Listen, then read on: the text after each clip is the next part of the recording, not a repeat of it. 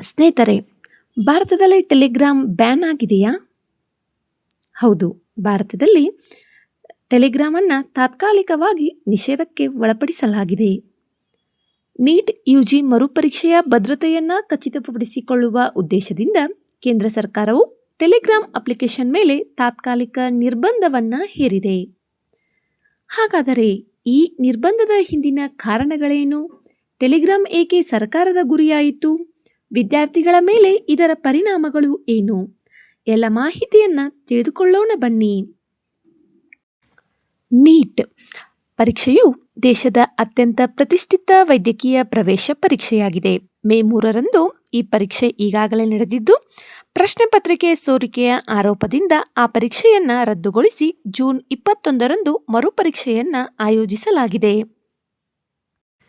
ಈ ಮರುಪರೀಕ್ಷೆಯಲ್ಲಿ ಯಾವುದೇ ರೀತಿಯ ಅಕ್ರಮಗಳು ನಡೆಯಬಾರದು ಎಂಬ ಕಾರಣದಿಂದ ರಾಷ್ಟ್ರೀಯ ಪರೀಕ್ಷಾ ಸಂಸ್ಥೆ ಅಂದರೆ NTA ಕೆಲವು ಕಟ್ಟುನಿಟ್ಟಿನ ಕ್ರಮಗಳನ್ನು ಶಿಫಾರಸು ಮಾಡಿದೆ ಎನ್ನಲಾಗಿದೆ. ಇತ್ತೀಚಿನ ವರ್ಷಗಳಲ್ಲಿ ವಿವಿಧ ಸ್ಪರ್ಧಾತ್ಮಕ ಪರೀಕ್ಷೆಗಳಲ್ಲಿ ಪ್ರಶ್ನೆ ಪತ್ರಿಕೆ ಸೋರಿಕೆ, ನಕಲು ಮತ್ತು ಆನ್ಲೈನ್ ವಂಚನೆ ಪ್ರಕರಣಗಳು ಹೆಚ್ಚಾಗಿವೆ. ವಿಶೇಷವಾಗಿ ಟೆಲಿಗ್ರಾಮ್ನ ಕೆಲವು ಗುಂಪುಗಳು ಮತ್ತು ಚಾನೆಲ್ಗಳ ಮೂಲಕ ವಿದ್ಯಾರ್ಥಿಗಳಿಗೆ ನಕಲಿ ಪ್ರಶ್ನೆ ಪತ್ರಿಕೆಗಳನ್ನು ಮಾರಾಟ ಮಾಡುವ ಜಾಲಗಳು ಸಕ್ರಿಯವಾಗಿದ್ದವು ಎಂಬ ಆರೋಪ ಕೇಳಿಬಂದಿದೆ. ಅಧಿಕಾರಿಗಳ ತನಿಖೆಯಲ್ಲಿ ಕೆಲ ವಂಚಕರು ಪರೀಕ್ಷೆಗೆ ಮುನ್ನವೇ ಪ್ರಶ್ನೆ ಪತ್ರಿಕೆ ದೊರೆಯುತ್ತದೆ ಎಂದು ಹೇಳಿ ವಿದ್ಯಾರ್ಥಿಗಳಿಂದ ಲಕ್ಷಾಂತರ ರೂಪಾಯಿ ಹಣ ವಸೂಲಿ ಮಾಡಿರುವುದು ಬೆಳಕಿಗೆ ಬಂದಿದೆ ಎಂದು ವರದಿಗಳು ತಿಳಿಸುತ್ತಿವೆ. ಇದರ ಜೊತೆಗೆ ಟೆಲಿಗ್ರಾಮ್ನ ಮೆಸೇಜ್ ಎಡಿಟಿಂಗ್ ವೈಶಿಷ್ಟ್ಯವು ಚರ್ಚೆಗೆ ಕಾರಣವಾಗಿದೆ. ವಂಚಕರು ಹಳೆಯ ಸಂದೇಶಗಳನ್ನು ನಂತರ ಎಡಿಟ್ ಮಾಡಿ ಪ್ರಶ್ನೆ ಪತ್ರಿಕೆ ಮೊದಲೇ ಲೀಕ್ ಆಗಿತ್ತು ಎಂದು ಸುಳ್ಳು ಸಾಕ್ಷಿಗಳನ್ನು ಸೃಷ್ಟಿಸುತ್ತಿದ್ದರು ಎನ್ನಲಾಗಿದೆ.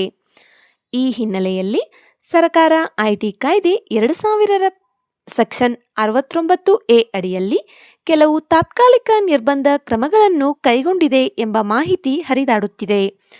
ಇದರ ಪರಿಣಾಮವಾಗಿ ಕೆಲ ಬಳಕೆದಾರರಿಗೆ ಟೆಲಿಗ್ರಾಮ್ ಸೇವೆಗಳಲ್ಲಿ ವ್ಯತ್ಯಯ ಉಂಟಾಗಬಹುದು. ಹೊಸ ಬಳಕೆದಾರರು ಆ್ಯಪ್ ಡೌನ್ಲೋಡ್ ಮಾಡುವುದಕ್ಕೂ ಸಮಸ್ಯೆಯನ್ನ ಎದುರಿಸಬಹುದು. ಸರ್ಕಾರದ ಈ ಕ್ರಮಕ್ಕೆ ಎಲ್ಲರೂ ಬೆಂಬಲವನ್ನ ವ್ಯಕ್ತಪಡಿಸುತ್ತಿಲ್ಲ. ಡಿಜಿಟಲ್ ಹಕ್ಕುಗಳ ಪರವಾಗಿ ಕೆಲಸ ಮಾಡುವ ಕೆಲವು ಸಂಸ್ಥೆಗಳು ಈ ನಿರ್ಧಾರವನ್ನು ಟೀಕಿಸಿವೆ. ಉದಾಹರಣೆಗೆ ಇಂಟರ್ನೆಟ್ ಫ್ರೀಡಂ ಫೌಂಡೇಶನ್ ಈ ಕ್ರಮವನ್ನು ಬ್ರ್ಯಾಂಡೆಡ್ ಸೊಲ್ಯೂಷನ್ ಎಂದು ಕರೆದಿದೆ. ಅಂದರೆ ಸಮಸ್ಯೆಯ ಮೂಲ ಕಾರಣವನ್ನು ಪರಿಹರಿಸದೆ ಕೇವಲ ತಾತ್ಕಾಲಿಕ ಪರಿಹಾರವನ್ನು ನೀಡಲಾಗಿದೆ ಎಂದು ಇವರು ಅಭಿಪ್ರಾಯವನ್ನ ಪಟ್ಟಿದ್ದಾರೆ. ಇವರ ಪ್ರಕಾರ ಪ್ರಶ್ನೆ ಪತ್ರಿಕೆ ಸೋರಿಕೆ ಅಥವಾ ವಂಚನೆ ನಡೆಸುವ ನೈಜ ಅಪರಾಧಿಗಳನ್ನು ಪತ್ತೆ ಹಚ್ಚಿ ಅವರ ವಿರುದ್ಧ ಕ್ರಮ ಕೈಗೊಳ್ಳುವುದರ ಬದಲು ಸಂಪೂರ್ಣ ವೇದಿಕೆಯನ್ನು ನಿರ್ಬಂಧಿಸುವುದು ಕೋಟ್ಯಾಂತರ ಸಾಮಾನ್ಯ ಬಳಕೆದಾರರಿಗೂ ತೊಂದರೆ ಉಂಟು ಮಾಡುತ್ತದೆ ಎಂದು ಅವರು ತಿಳಿಸಿದ್ದಾರೆ. ಇನ್ನೊಂದೆಡೆ ಟೆಲಿಗ್ರಾಮ್ ಸಂಸ್ಥಾಪಕ ಹಾಗೂ CEO ಈ ಕ್ರಮದ ಬಗ್ಗೆ ಅಸಮಾಧಾನವನ್ನು ವ್ಯಕ್ತಪಡಿಸಿದ್ದಾರೆ. ಭಾರತದಲ್ಲಿ ಟೆಲಿಗ್ರಾಮ್ ಬಳಸುವ 15 ಕೋಟಿಗೂ ಹೆಚ್ಚು ಬಳಕೆದಾರರ ಮೇಲೆ ಈ ನಿರ್ಧಾರ ಪರಿಣಾಮ ಬೀರಬಹುದು ಎಂದು ಇವರು ತಮ್ಮ ಆಕ್ಷೇಪವನ್ನು ವ್ಯಕ್ತಪಡಿಸಿದ್ದಾರೆ.